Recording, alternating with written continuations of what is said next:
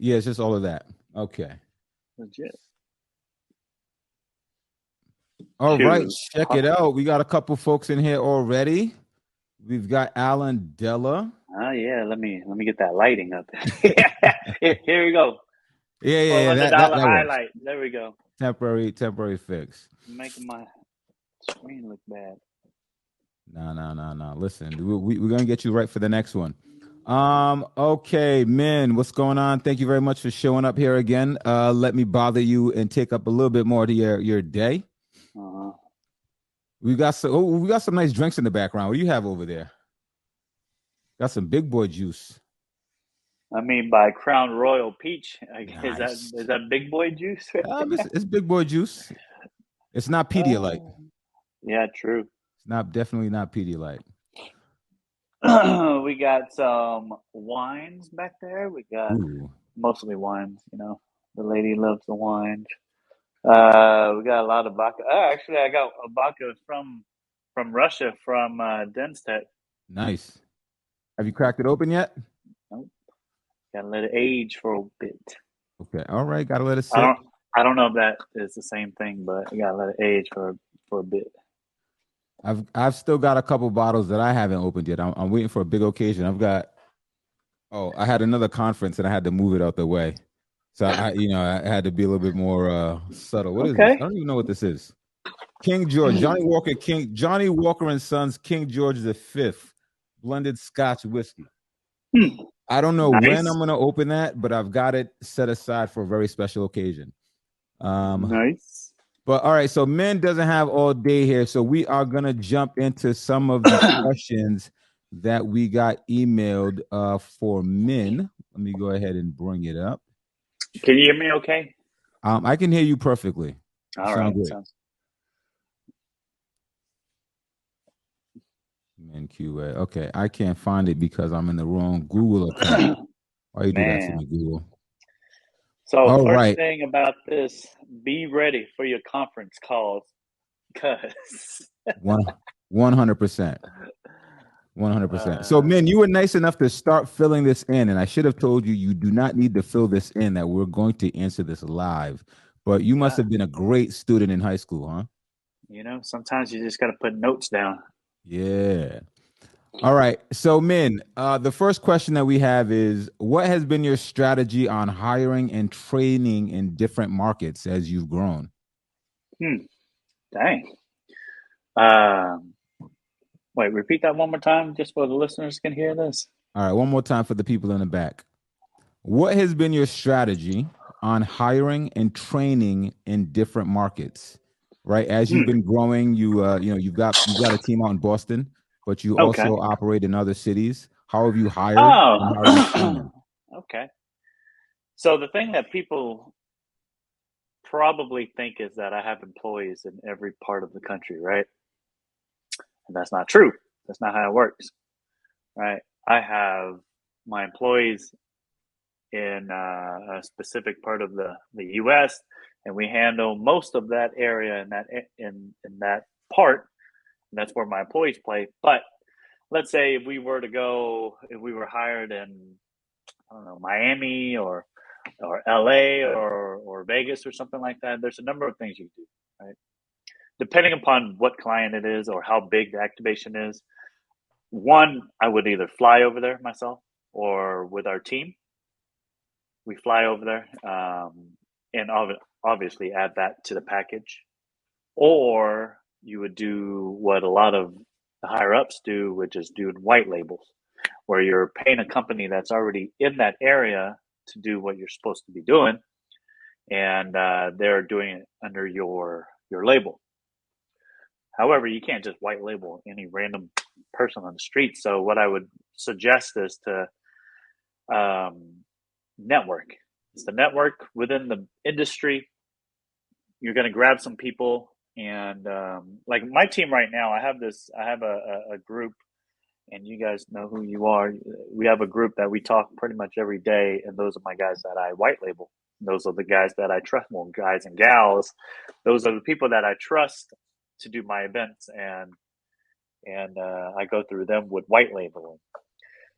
So that's pretty much the strategy that we have as far as like being nationwide and hiring and booking events in other countries and parts of the world and whatnot.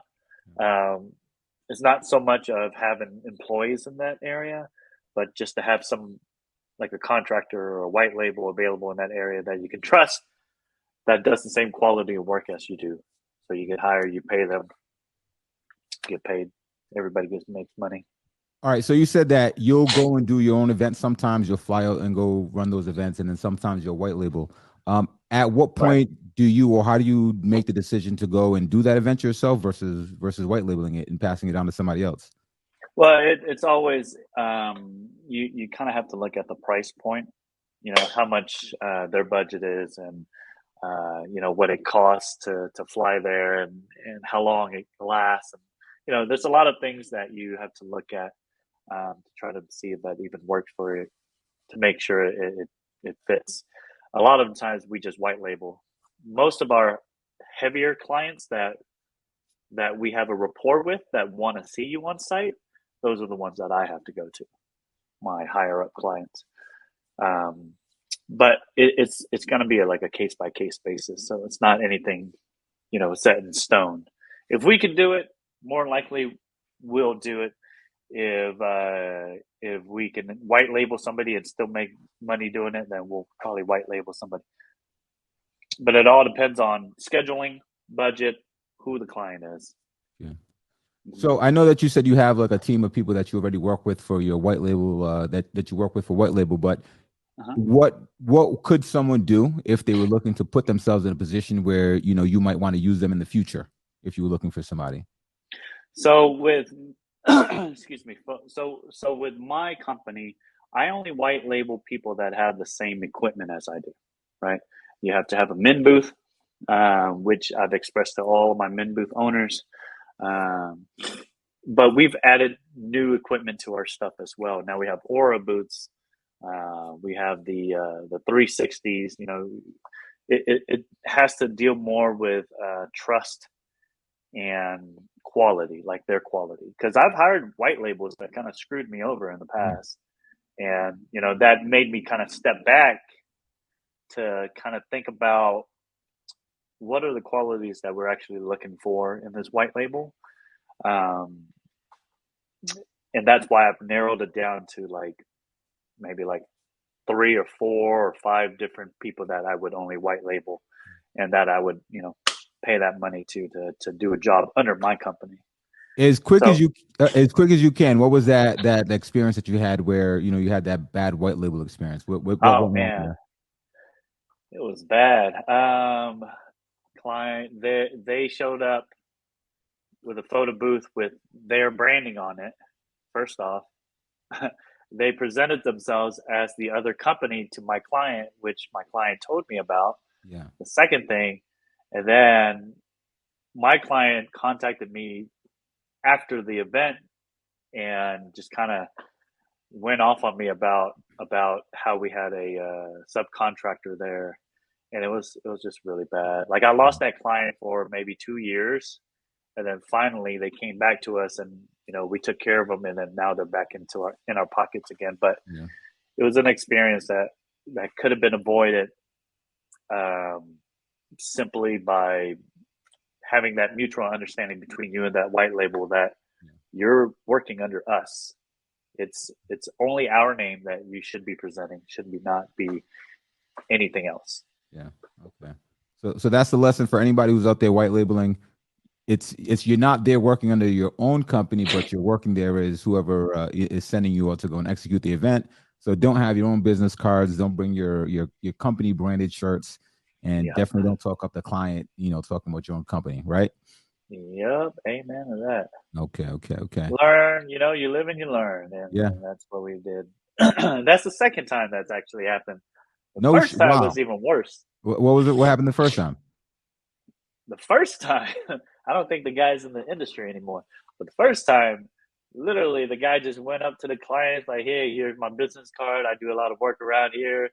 Men hired us to do this and that." And I'm like, "Oh my god!" Luckily, I was friends with my client. Like Yeah. most of my clients, I'm normally I'm like buddy buddy with him. We've built such a good rapport that we're friends. And that one client that he spoke to actually, knew me and texted me and said, "Hey, your guy is trying to give us their business right now." Shady. Shady, yeah. So I've only had two bad experiences. That one was way worse than the second one, but the second one made me almost lose my client. So Wow. All right. Next question up for you, man. How can we get exposure to big name brands? Everybody wants to go corporate. That's the main, I think, the main thing behind that question. How do we get there? well, the way that I got there was, I mean, I'm sure there's a lot of different ways to get from point A to point B.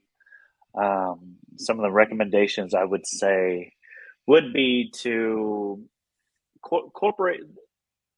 This is how I see it, right? Corporations aren't going to hire mom and pop shops, right? Corporations want to hire people that are professional, that look like they know what they're doing. It's mostly about quality, right? Yeah. So your first line of defense is going to be your website. That's number one. Like if they go to your website and it looks like crap, and they go to my website, it looks very professionally done. More than likely, they're going to book us. That's just how it is. Do you agree with that? Yeah. Yeah. Okay. And so my first recommendation is get somebody to look at your website that does websites for a living, and or show it off to your friends and say, hey, how can this look better? Or just redo it to where it doesn't look like a mom and pop shop, right? That's your first thing. Second thing is your presentation, your social media presence. It needs to be corporate. It needs to have a feel as far as quality and professionalism, and that where even the stupidest thing as like hiding your cords is going to be big for them. A lot of my production companies, they're always on top of it as far as like if the cords are hanging out, or your lines are straight as far as taping stuff down. You also have to do a lot of the other things like having insurance is number one. You should definitely have insurance. I saw a couple of things in the forums just recently about people complaining about not having insurance, and I'm like, that's the first and foremost number one. But to get exposure to big brands, you just kind of have to set you have to set yourself up like you have confidence that you could do the stuff that they're asking for, confidence in the services that you're giving, the knowledge and experience in understanding what ISO is, and shutter speed. You have to have that confidence and that knowledge in your equipment before you can present yourself to bigger brand names. Now, I know a lot of people want to get into the corporate world, but don't put yourself in a place where you don't know what you're doing, basically, because if you mess up, you're gonna kick yourself in the foot and kind of mess up your business if you try to give a $30,000 quote for $5,000 and understand that, and then you get caught that your expenses are going to cost so much more, and you cut yourself short. But Basically, first thing you got to do more than you can chew. Yeah. Yeah, exactly. So you said go spend some money on a website. How much did your website cost? I don't know how much my website cost. I went through. Was it $100? Did you get it for $100 on Fiverr? No, definitely not. I probably redid my website like 7-8 times. Yeah. Until I landed on what I have now, and even before it was fine, but I wanted mine done by one of the people that are already in the industry that actually used to do websites. I don't know if she does websites anymore. Cherie Irwin, Yeah. she did my website, and it looks great, and I love it. I haven't changed it since she's done it, and that was years ago. And that's one of those things where you've got to spend money to make money, right? You can't be cheap with it and expect to have the best results. That is correct. You got to spend money to make money. Scared money don't make money. That's what I say. That's my All right, motto. here's a real tough one. Yep. Men, how can I be like you? That's man. You got to drink almond milk. You got to The work fancy out stuff. once a week, at least once a week. And you have to not take life so seriously and enjoy life. Yeah. Yeah, Words that's of it. wisdom. All right. Easy. This is Oh, from oh, go and ahead. no regrets. No No regrets. regrets. No regrets. Okay. All right, men, top three value add-ons to attract and retain corporate clients. Number one, don't email them with a Gmail. Okay. Let's be professional and have an email at yourcompany.com. Okay. All right. Hold on, wait, That's wait, wait, that's wait, wait. I think they mean like if you're creating a package for a corporate client, right? What are the add-ons that you can put into the package that like corporate clients like will care about? huh. Like what? I'm thinking like branding, maybe like branding the booth, Yeah. you Corporate know. clients, the number one thing that makes them corporate is branding. That's definitely something that you should have on there. Yeah. If not as an option, So, you but know. what type of things would you be branding in that instance? Like the booth is like the first step, right? What else would you add on for branding for them? Well, I guess I might as well just throw it all my secrets out here, Shay. Just give them everything. Shit. It's a Q&A, You, baby. We came for do, the do you goods. want my taxes and my blood Please, type too? actually. Shit, Your social Jesus security Christ. number, your mother's maiden name, and your best friend in middle school. Oh, snap crackle. All right, just give us one. You definitely Would you when you're dealing with corporate clients, branding is number one. That's what they're worried about. They're worried about getting their brand out. They're worried about uh, what things can be branded, like your microsites, your emails, your text messages, your Okay. outputs and your photos, your digital outputs, the branding of the kiosks. If you can do production, like your backdrops and stuff, branding is number one with corporate.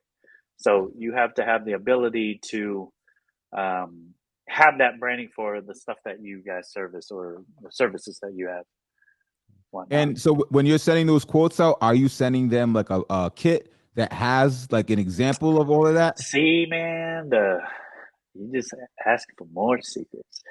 Look, look, my quotes are going to be better than your quotes because my Okay. quotes include samples Yeah. with their branding on it. Men, you know what? Okay, men, right? One of the things that I always tell people, or at least this is how I operate, is that knowledge is always free, right? There Knowledge is are always free. knowledge is always free. It's when you want me to do something that I charge because you can tell people as much as you want them. You could give the whole game up right now, right? And you could tell Yeah. every single last book, every single last secret in your arsenal, and only really a 0.01% of people will really have the determination and will put in the effort to do everything that you give them. This is true. This is true. Yeah. So if all of a sudden everybody is taking the time, I mean, if they're not even going to make the time to create a bang up website, they're not going to create the time to create marketing kits or proposals that have Mm-hmm. fully branded microsites and emails and samples and all that good stuff. You know. Yeah. So hustle And there hard. it is. Yeah. That's exactly it right there. So the difference between a normal email response versus us sending uh, visual samples, Yeah. right? The people that we're working with, they don't understand our lingo. What they do understand is seeing what's in front of them, which is a visual sample, right? I don't send it out to everybody. We don't send it out to everybody. We send it out to the people that are asking for like 4 or 5 day events, the big money spenders, so that they could see why they're spending their money. And that means you're making that investment in your time or paying a Oh yeah, graphic designer to do that without even getting the actual, event yet. So you might be spending a couple correct. hundred just to bid. That is correct. Allison Deal is our graphics designer, and David is our tech guy. And so I'm spending money on getting them to work to come up with these samples for events that we haven't even booked. So it's almost like gambling in a Yeah. way. But you have, if you're going to get somebody, if you're going to get a graphic designer to come up with all that stuff, guess what? Now you have samples. Now you have samples that you can send out to other people, other clients, to help push them to book you. That makes sense. Hello? That makes 100% Did you sense. get knocked out? I think something happened with my camera. Let me switch it to my MacBook camera. Uh, Boom, boom, boom, boom, boom, yep, boom. welcome back. And that is actually a really good segue. Let me ask the next question first. Yeah. So the segue into that is Ew. when when working with corporate, there can be a lot of last minute changes. How do you stay ahead of the game? What do you mean, You ew? need a you You need a better show some respect. you need to wipe your lens. That is foggy. Here we There go. you go. Oh, much Ah, better. much better. Yeah, see, told you. Also, that's All right. another thing. If your video comes out foggy like that, more than Yeah. likely you need to clean your screen. We got to clean everything Okay, over here. you Go ahead and gotta answer wipe that down your question while I screen. tech support. Okay, when working with corporate, there could be a lot of last minute changes. How do you stay ahead of the game? Correct. So, guys, you can't just be good at one thing, right? You're gonna have to be a jack of all trades. And by that I mean either be a jack of all trades or have people on the outside ready to make changes for you. Right. So I dabble a little bit with HTML, with a little bit of Photoshop, a little bit of movie stuff, editing and whatnot, but I don't do it all. But I dabble in it. Right. So if I need to make those little changes, I can make it on site. Yeah. If I need help, with things that I can't deal with it right now, I have a team. I have a backup team that I'm able to say or text and say, "Hey, I need this change." Blah blah blah. We're on site. Blah blah blah, and they'll get it changed. And that's just how it works. Like you just have to be prepared. You just have to be prepared and have. You have to be prepared. Yes, I'm on a podcast live right now. Thanks. And you have to be prepared. You have to have. You have to have backup. Yeah. I mean, if you're gonna get into the game, you want to be good in the game. Be prepared. Have backup. Have knowledge that you could just answer stuff right off the bat without having to go and ask somebody. Like basic stuff, guys. So you know just enough to be dangerous, right? Jack of all trade, master of none. And the masters, you reach out to them when you need the specialists, right? Yeah, yeah. Okay. All right. This question is kind of repetitive. How can we get exposure to big name brands? It That just goes was back to yeah, appearances, yeah, and yeah. kind of the same thing that we talked about. If uh, one good video for people to watch or to look at would be Catalina's video on how she separated her different, from weddings to corporate clients, and how she separated it on her social. And that's a really good video to watch. You guys should go watch that. Okay. I've got a question for one of your, I'm sure, would be competitors, Jonathan Zhao. How soon into the process do you send the samples? Your mock-ups and all that good stuff. Questions by Jonathan Zhao should not be answered by anybody. 100%. I don't blame you not one bit. If John Jonathan Zhao Zhao is a isn't the person, beast. yeah, Mr. John Zhao is a beast. I love this man. yeah. For those of you guys who don't really know who Jonathan Zhao is, that's one of the guys you want to do your research on, Yeah. and see where what things he's up to. We've got a podcast scheduled with him as well. I'm looking forward to it. I will have my pen and paper at hand. All right. I know, Min, you don't have so much more time left, so let's bang out through a couple more. What's the biggest obstacle you encountered through COVID, and how did you get through it? Man, I think everybody has this experience through COVID. I think we lost about $30,000 just in pre-bookings, and we had to refund them back. which takes a lot out of what we had in our bank account and whatnot. um, so the biggest obstacle is trying to get my employees taken care of, because that's, as a business owner, that should be the first thing you should do, is just make sure your employees are taken care of, and then yourself, and then whatever else, right? So I kept, like, the weird thing is, when it came, I talked to my employees, and I'm like, I think this is going to be longer than a year. I'm talking about the first month that this came in. I'm like, this is going to be over a year. So we have to prepare ourselves. What deflection? I didn't answer. That's cool how the thing pops up. Yeah, I know, right? But who was that? Anyway, what was I, that about? it, John Jiao? We'll come back to that. We'll come back to that.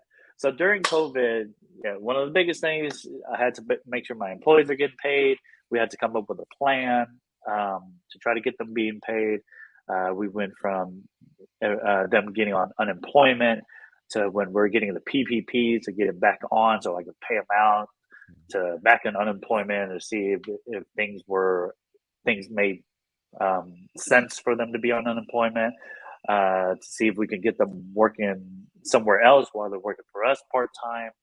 Like, there was a lot of things that we had to do just to kind of stay afloat on that, and I'm sure everybody else had the same kind of situation. But at the end of the day, they're still working with me right now.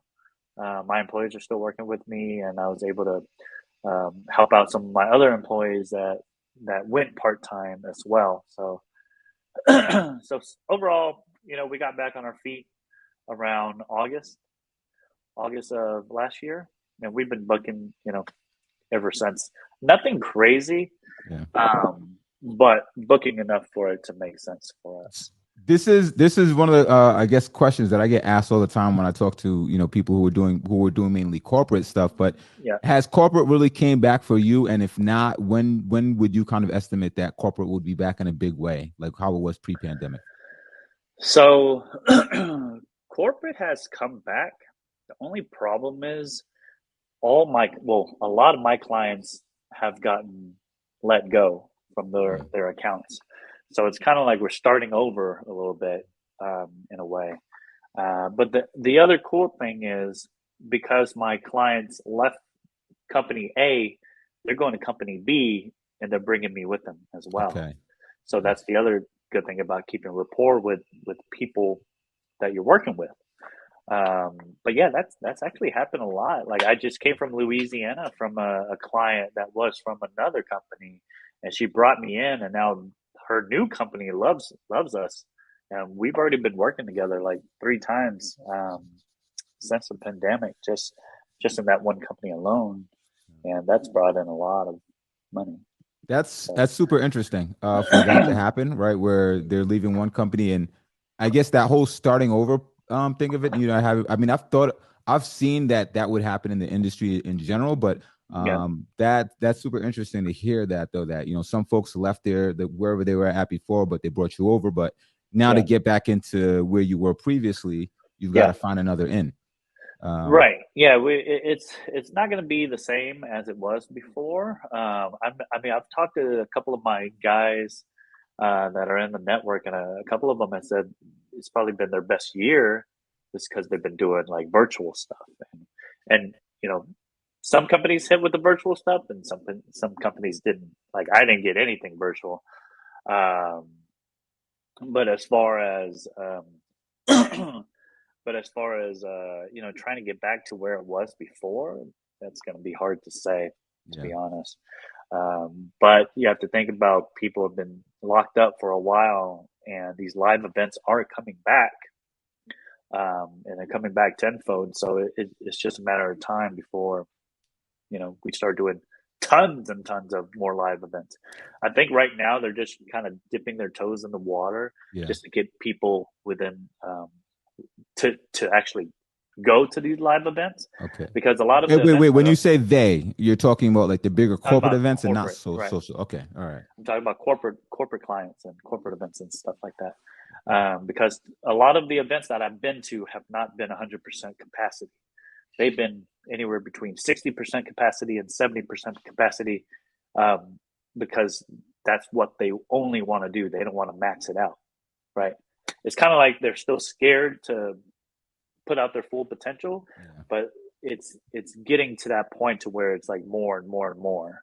Um, so hopefully soon it'll get back to that state. Next one. What would you say the best next steps are in expanding your photo booth rental business?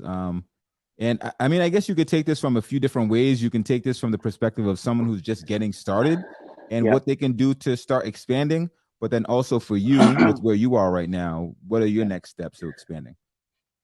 Well, in saying on, it's kind of hard for me to answer that question because it's more specifics. Like, I don't know where they're at right now. You know what I mean? I know where I'm at, so I can talk to where I'm at. But as far as just getting a more general statement on where they're at, um, one, for expanding their business, they would need to start networking to try to not be in their own region.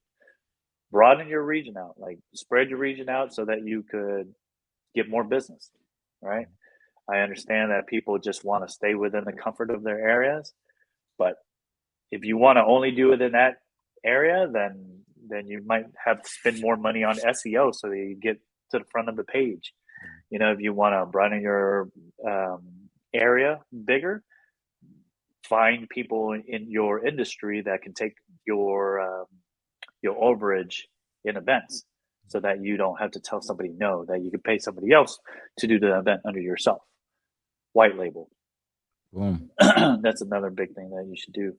Um, but for myself, I'm in a different state of mind. Like, I'm not trying to take over the industry anymore. I'm not trying to do the biggest, best things all over the place. I'm not trying to do 20 events in a weekend. That's too much stress. Like, I'm cool with the lane that I'm in right now. I'm good with the lane I'm in, and we're not worried about quantity of stuff. We're more worried about quality of stuff, right? If we can handle it in the weekends, then we'll do it. If we have all of our white labels out and we have some more come in, I'm not going to try to cover it unless it's like a quality event or something like that. You're trying to help me take over the world. So what made that shift? What caused that shift in your mindset? And I guess not trying to take over the world. Yeah. That was More Billy so Chung, by the way. because I know it was Billy Chung. It sounded like a Billy Chung question, but no, not trying to take over the world, man. When you get to my age in the The kind ripe of old age of industry, 55, huh? that's right. Yeah. When you get to my age of 62, uh, in Asian years, you just start worrying about more stuff that matters. Getting a lot of bookings doesn't matter to me as much as having time off to spend with my family and stuff like that. Like, I don't want to break my back trying to do 10 events at the same time. Where my noise at? I was looking for my. Oh, hold on. We're gonna find it. I wasn't Man. ready. Here we go. Okay. Yeah, you're not Oh, trying to break your back. All right. yeah. Not I want to work. I want to work less, make more, if not the same, and enjoy life. Yeah. Right? I'm not trying to work every weekend. I'm really not. So is it your I age don't that want. caused this, or is this the pandemic? Because I feel like a lot of people had epiphanies during the pandemic. Yeah, it might. Honestly, it might be the pandemic. Yeah. It ain't got nothing to do with my age. I'm just as energetic as You're any in other these age I've streets. always been. I see you. Uh, You're in these I'm in the streets. I don't see you streets. slowing down. Yeah, and I don't want it to get to a position to where I'm hating to travel, because I got to that position like before the pandemic, because I was traveling all the time, just all the time. But I don't want to get to that position where I hate what I'm doing. And I believe wholeheartedly that if you continue to do as, like, if you wear yourself out, you're gonna hate what you're gonna you're gonna hate doing what you're doing, and that's just a whole another problem that that you're gonna have to deal with. Yeah. But yeah, I had a conversation with Aldo the other day about this too, and he's kind of in the same boat where it's more so about the quality of the bookings and not really the quantity. Like he doesn't want to break his back taking care of like 10 booths within the same conference, Yeah. versus a client that's willing to pay a lot of money for one or two booths where you can relax and not have to die Yeah. with the stress. Man. But yep, that's my feeling. That's my take on it.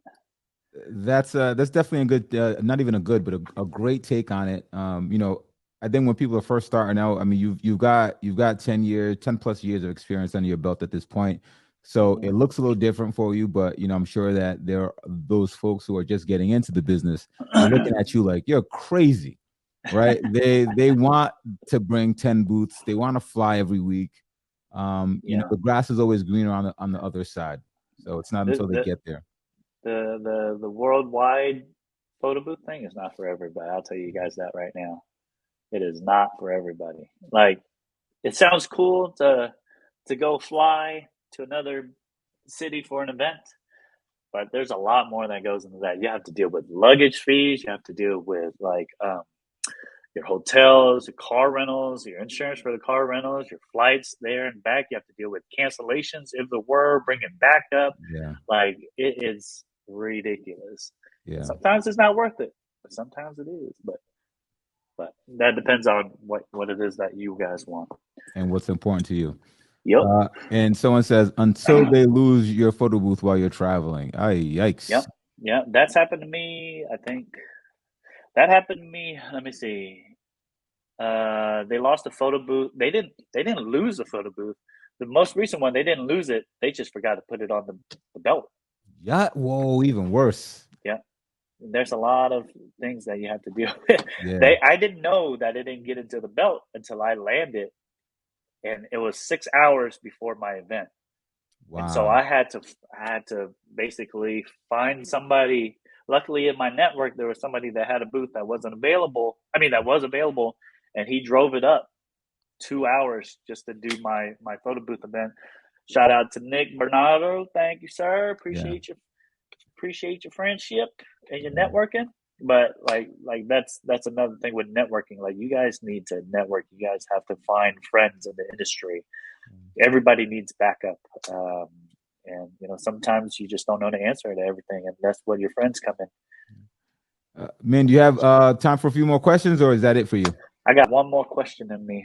All right. Well, just want to see if Della, David, or Al have any questions. You guys are. I'm gonna unmute you guys. Can't unmute you guys because they choose to mute themselves. Oh, that's But let's cool. see what happens here. Della. Oh, snap. Della, I'm gonna add them to the stream. You guys don't have to turn on your camera, but if you want to unmute yourself, if you guys have a This is the question, coolest thing. What is this? this is StreamYard. Huh. Yeah, Like that. so this is actually my first time actually really using it. So, all Yeah. right, I'm gonna assume that these wonderful folks do not have any questions, but we've got some Facebook Live folks. If you guys have any questions, ask away. If not, we're gonna let Min hit the road. Because I got Yeah. to go. Because look at that, man. You should have been a rapper. I got to Woo! go. Oh, You want me to hit some bars right now? Yo, all right, all right, yo. all right. I got this client on my email. I'm about to go see what I could. No, I'm horrible about this. All right. Hi, I'll man. stay in my lane. I'm There horrible. we go. Is that Della? Yes, it is. Della, hit it. Yeah, so I have two booths currently. This week I had an event at the convention center, and I was just looking at the screen, and I could see events all the way 2 years. The events that had already been scheduled 2 years ahead. Do you have any tips on being able to get into, like how do you get the right contacts to be able to get your booths to events like that at convention centers? Because that's like 5 miles away from me. That would be like a good gig to have frequently. Do you have any tips? So you have a convention place right by where you live, and you want to try to get into all those conventions, right? Yes, that's right. Basically, all those events. Does your convention actually show what those events are? Yes, I see the events listed. So if you want to do that, that's a lot of legwork that you have to do, right? Because this is what I did before a while back. So you have an events list. So what you're going to do is you're going to go to those event lists and you're going to look at the sponsors in those lists, right? So let's just say if it's I don't know, a TV event and they're selling TVs and the sponsors is Samsung and Sony and LG and stuff, right? You have to go to those event lists, look at the sponsors, go to their websites and ask to speak to marketing or events for that sponsor. Does that make sense in a way? Yeah. So that's what I did. And it did work out. I think I hit like maybe, I forgot what event it was. It was something crazy. I think I hit like 1 or 2 clients out of like 20 that I contacted. Let me tell you though, it's a lot of legwork, but more than most times, these events already have stuff pre-booked up. But a lot of corporate clients also don't book up until like at least 4 or 5 months, or I'm sorry, 3 to 4 months until their event starts. So you have some time if it's that far out in the future. But that's the best advice I can give you if you were really wanting to put some elbow grease into it and try to get in touch with those people. Go to those concerts, look at the sponsors. Each additional sponsors, you just have to contact them, ask for marketing or the events person, and speak with them directly. Thank you so much. Much appreciated. Della, does that sound like too much work for you to do, or do you see yourself doing that? I mean, I see myself doing that because for most companies that I work with, it becomes a recurrent booth.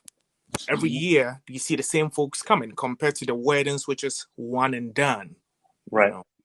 See, now you're starting to understand the differences between corporate and private parties.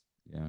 Private parties are just like you said, one and done unless they get married and then divorced, and then you got a divorce party. but other than that, yeah, you are absolutely correct in wanting Della, to thank you for that. Della, thank you for the question, and Minh, thank you very much for your time. We're going to let you go, and I'll be talking to you soon. All right. I actually have a conference call right now with a client to book a 3-day event. So, ooh, you know what? Bring them onto the stream. Yeah, let me do that. Where's the exit button? All right, man. Good luck. All right, bud.